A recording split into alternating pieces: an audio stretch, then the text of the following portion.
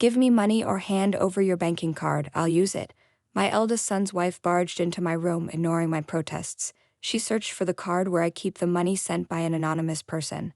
I was shocked by her behavior. My name's Rosie, a working mom in her 50s. Despite facing hardships, I've climbed the career ladder. Divorced when my kids were young, I juggled work and parenting solo. Grateful for understanding colleagues, I managed to raise my children well. Now that my sons, Christopher and Arnold, have left home, I'm filled with mixed emotions. Spending my first night alone, I drowned my sorrows in a drink. I figured I'd feel lonely in the quiet house, but surprisingly, I didn't. I felt excited, actually. I'd always lived with family, first with my parents, then with my own family, and even with my kids after the divorce. This was my first time living alone. Why not enjoy it fully? I could cook whenever I wanted, relax without any complaints, and store-bought dinners became my favorite. No worries about being messy or dressed casually. No one was around to judge. Living alone can really spoil you. Just as I was getting used to this blissful life, it abruptly changed. Christopher, who had been working far away, got transferred to a nearby branch. He asked if he could move in with me. I wouldn't have minded just Christopher, but he got married last year. Living with my son's wife, honestly, I felt a bit of peace with some distance, but the idea of living with future grandchildren was appealing. I was getting a bit tired of my solitary paradise. Besides, I planned to keep working, so I wouldn't be home much. So I agreed to the arrangement. Living together turned out to be surprisingly peaceful. Our house, my childhood home, is quite spacious, but my parents, who warmly welcomed me back after my divorce, are gone now. They too lived with their parents here. It's big enough for that. Frankly, it was almost too big for one person, with 2 bathrooms, kitchens, and entrances. It's a perfect 2-generation home. I hardly see Christopher and his wife, almost forgetting we live together. Though we share a living room, I hardly use it, having a TV and a computer in my room, but I pass through often. One day I remembered I left a magazine in the living room, so I went in and found Christopher's wife, Mia. "Oh, good evening. Yes, let's be honest. Nia seems a bit distant. She's not mean, but her aloofness makes it hard for me. Maybe that's just how young people are with their mothers-in-law these days, but I wish she was a bit friendlier." "Oh, you're watching this drama. It's quite interesting, isn't it, huh? You find this interesting, Rosie? You have bad taste." Even though she was watching it, as soon as I praised it, Nia changed the channel. We didn't continue the conversation, and with Mia staying silent, I sighed and decided to return to my room early.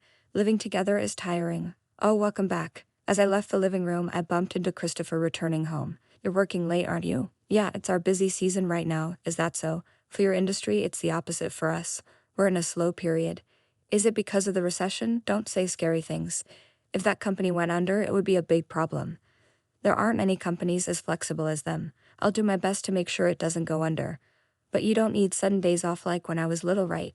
"Well, that's true." I smiled at Christopher, who's grown up so well. "You've really grown. You were weaker than Arnold, but now you're a healthy muscle man." "Shut up." Christopher, who used to have frequent fevers, is now the picture of health. He seems hooked on training, never missing gym time even when he works late.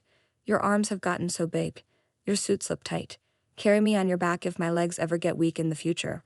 "Leave it to me." I was tired from talking with Nia, but chatting with Christopher has completely refreshed me. Funny how that works. Back in my room, I pick up an envelope instead of flipping through a magazine. It's a registered cash envelope. I found it in the living room earlier. The recipient is me, but the envelope has already been opened.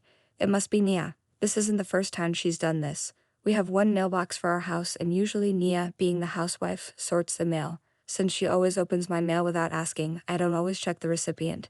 It's only after reading the contents that I realize. She said, "But that's probably a lie, because this registered cash envelope comes every month. However, the sender is unknown. Of course, you can't send registered mail without a sender's name. It's written, but with a fake address and name. The address is always different. It's added up quite a bit. $100 every month for several years.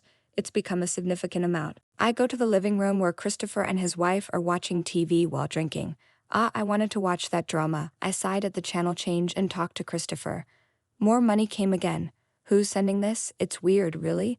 "Well, I've already reported it to the police, so I'll deposit it in the bank account again tomorrow." "Who could it be?" Christopher tilts his head. Nia listens to our conversation, seemingly uninterested. "Is it still $100? "Yes, it's always $100. That seems too little. Who's being stingy?" "It's not right to talk like that about money being sent, even if we don't know the sender's intentions. Making $100 is hard, you know." Even though I say this, Nia just keeps laughing.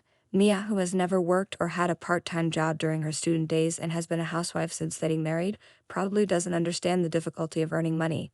There's no point in explaining to someone who doesn't understand. I sigh inwardly and return to my room. Really, what could this all be about? It's weird, but somehow I don't think it's bad money. Maybe that's what you'd call a woman's intuition.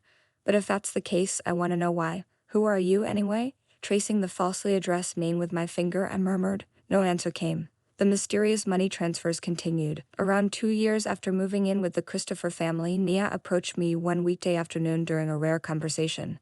Rosie, could you lend me some money? She asked. It caught me off guard, considering Nia's usual reserve. Isn't there something more cheerful to talk about? I responded, but realizing her position as a housewife without income, I offered to help, albeit with conditions. I'm willing to lend, but I need to know what it's for. It's none of your business, Rosie. Just hurry up and give it to me, she retorted, making me feel uneasy. Reluctantly, I took out $50 from my wallet. Just $50? That's stingy, she remarked, disappointing me. Well, I don't know what you need it for. How much do you actually need? I questioned, puzzled by her reaction. $1,000 is a lot of money, not something I can just get away easily, I explained. What in the world do you need that for? I asked, bewildered by her insistence. That's what I've been telling you. It's none of your business, she snapped back, demanding the banking card linked to the mysterious transfers. No, the money's origin is unclear. I can't just use it, I replied firmly. Ignoring my protests, Nia barged into my room, searching for the card. Her actions were so unreasonable that I grabbed her arm, but she pushed me away, leaving me stunned. Suddenly, Christopher and Arnold appeared, surprising me. And why is Mom's room such a mess? Christopher questioned. What are you doing here? I asked, confused by their unexpected presence. Just as I was wondering what it was about, Christopher spoke hesitantly. Look, we found out who's been sending the money. What? I exclaimed in surprise. Unnoticed by me, Nia had turned pale behind me. Who was it? How do you know? Why is Arnold here too? I bombarded them with questions, eager for answers. Calm down, let us explain from the beginning, Christopher said, leading us to the living room for a serious conversation. Nia attempted to leave the room, declaring, it's none of my business, but Christopher intervened. Nia, please listen, he urged. With a visibly displeased expression, she reluctantly took the seat on a two-seater sofa next to Christopher. Arnold and I settled into single-seater sofas. Let's start with the conclusion. The person sending the money is Dad, Christopher revealed. What? Nia and I both exclaimed in surprise. Avoiding eye contact, Nia turned away as Christopher continued. Mom, you've always felt uneasy about the unknown source of the money, right? So we pooled our money and hired a detective to investigate, both of you. Arnold unknowingly got involved too, Christopher explained. Oh, is that what happened? I said, noticing Arnold's surprised expression. Seeing my son smile, I realized how much he cared for me, despite the distance between us. But let's put those feelings aside for now. The unexpected identity of the sender has left me confused. Why would it be your ex-husband? It's been over 10 years since the divorce, Christopher continued. Reflecting on my ex-husband's past, memories of financial struggles resurfaced. He had a gambling problem which led to our divorce. Despite his absence from our lives, he now seemed to be sending money every month. Why on earth would he do that? I wondered aloud. We met him today, what? You want to see him? Christopher explained. I'm surprised you took action without telling me, I responded. Sorry, I took a day off work and went this morning, Christopher admitted. I see, and the reason for the money? I inquired. Maybe he thought $100 would clear his conscience. It's too late for regrets now, Christopher remarked. That's selfish, I exclaimed, realizing that perhaps my ex-husband's actions were driven by guilt as he aged. Maybe sending even a small amount was his way of easing his conscience. He's still selfish, though not really. Arnold shook his head at my murmur. What do you mean? Well, it's true. It's a bit late, but the money wasn't just $100. What? What do you mean? I thought it wasn't about the amount, but it was still small. But Arnold said it wasn't $100. He's been sending $1,000 every month? What? I was shocked at the sudden revelation. What? How come I only received $100 in cash? I guess I don't need to be here anymore, do I? I'll step out for a bit, Nia said, confused, suddenly speaking up as she stood up to leave the room. Wait, Christopher grabbed her arm. Let go.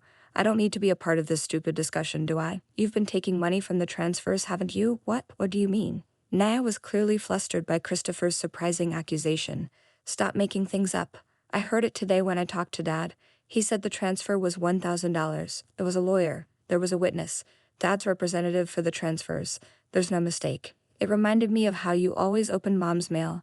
I didn't look at the address, but you knew Mom was receiving registered cash every month, right? Who opens that? It was already open. What could I do? Maybe the first few times, but every month for years. Nia stubbornly denied knowing anything. Christopher pressed on. Then Arnold stepped forward. Hear this. He handed something over. Nia turned pale at the sight. What is it? I looked and was speechless. Arnold handed me photos of Nia spending extravagantly at nightclubs. Nightclubs? Nia was supporting a favorite man. Christopher often goes on business trips during busy periods, returning home late. It turns out Nia had been frequenting nightclubs during Christopher's absences. Despite living together in a two-family home with separate entrances, I wasn't fully aware of Nia's activities. Maybe that's why you said you needed money earlier, I remarked, glancing at Nia, who looked as pale as a ghost. You've been using up most of the salary I worked hard to earn, haven't you? I nearly fainted when I saw the bank card with almost no remaining balance. I don't know anything about that, Nia protested. I've had a detective tracking you. I know all about you withdrawing money frequently and visiting nightclubs. We have all the evidence, Christopher interjected. How could you have evidence against me already? I just met Dad today, Nia exclaimed. That's strange, isn't it? It's a separate matter from Dad. Remember, I told you about the bank card with almost no balance left. That was a few months ago. Since then, I'd had you under surveillance. I trusted that detective to find out who the sender was, so monitoring Nia's actions came first, then finding the sender, Christopher explained. I was surprised by my son's unexpected initiative. He's grown up so much. And then you begged Mom for money. You even tried to snatch the bank card from her, pushing her away. That's practically robbery, Arnold added sternly. I didn't mean to. I can't go on like this with you. I want a divorce. Nia panicked at the sudden announcement, but Christopher looked at her coldly. Wait, it was just a momentary lapse. Nightclubs are just for fun. I'll stop, Nia pleaded. You say it's just fun, but you go as far as hotels, Christopher revealed, presenting another photo in front of a shocked Nia. It was a picture of a couple entering a hotel. Nia and a playboy-like man were in it. That is, well, pack your things and get out now, Christopher commanded. Wait, I have nowhere to go, Nia pleaded. I've informed your parents. Just leave, Christopher insisted. Overwhelmed by Christopher's fury, Nia left in tears. Eventually, Nia and Christopher officially divorced. The savings she had squandered, along with the embezzled money from the ex-husband's transfers, were repaid in full by her in-laws. Nia, it seems, is working hard from morning to night under her parents' watchful eyes to repay the money they fronted. Despite her pleas, Christopher has blocked her calls and cut off all contact. Her parents' home is far from ours, so she can't just show up unannounced. As for me, that man doesn't have much time left. Arnold told me about him, not his dad, but the man we met at the hospital in the terminal care ward, so that's what it means. My ex-husband is in his 50s, same as me. Maybe it's divine retribution. Even as I said that, there was no strength in my words, no more hatred, not sadness, no love either, but still I feel a certain emptiness. Trying to atone with these transfers at the last minute, aiming for heaven? Selfish to the end, such a selfish man. He made us suffer so much. So selfish, neglecting us and the home, utterly selfish. But why am I crying? Dad, he apologized, said he felt terrible for what he did to you, Mom. He thought you wouldn't accept the money if he sent it under his real name, so he sent it under a false one, Christopher revealed, his memories of Dad lingering. But that doesn't mean you have to forgive him. I still hate Dad for some part. He made you suffer, Mom. He's the worst. But even I failed in marriage. That's not your fault, I assured Christopher, patting his back as tears streamed down my face. Arnold muttered, maybe it's good to let it all out if you have so many thoughts, huh? We met him today, but couldn't talk much. Let's go together next time, all three of us, and talk it out. All three of us, let's give him a piece of our mind. That'll make him so mad he won't want to keep living. Really? Arnold suggested. Yeah, then we can unleash all the resentment that's built up over the years, Christopher agreed, giving a rare smile. That sounds good, doesn't it? And I managed a tearful smile, too.